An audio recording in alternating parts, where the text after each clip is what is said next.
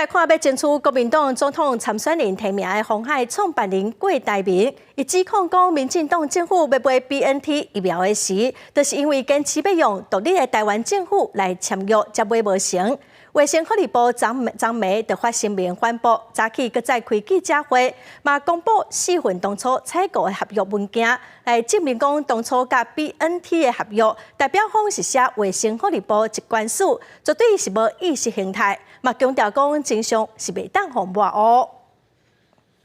鸿海集团创办人郭台铭初到暗时伫面车指控，前总统府秘书长李大为为总统传闻团会，要求郭台铭唔通买 BNT 疫苗。暗过互总统府反驳，无主动疫苗采购。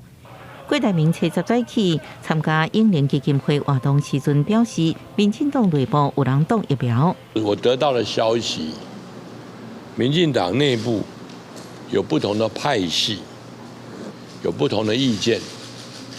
最后是赞成跟反对的，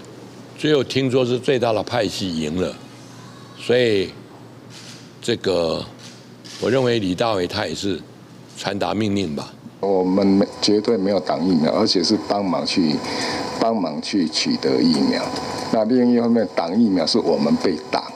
因为郭台铭表示 ，BNT 采购要破局，是因为政府采购协议坚持用独立的台湾政府的名号。卫福部初10早起大动作开记者会澄清，各用图卡还原疫苗采购过程，搁第一摆公布4份采购合约原文文件，强调真相只有一个。当初甲 BNT 签合约的签署代表是卫福部疾管署，绝对无意识形态。是我具名，是卫福部疾管署的署长，我是代表中华民国挂号台湾的这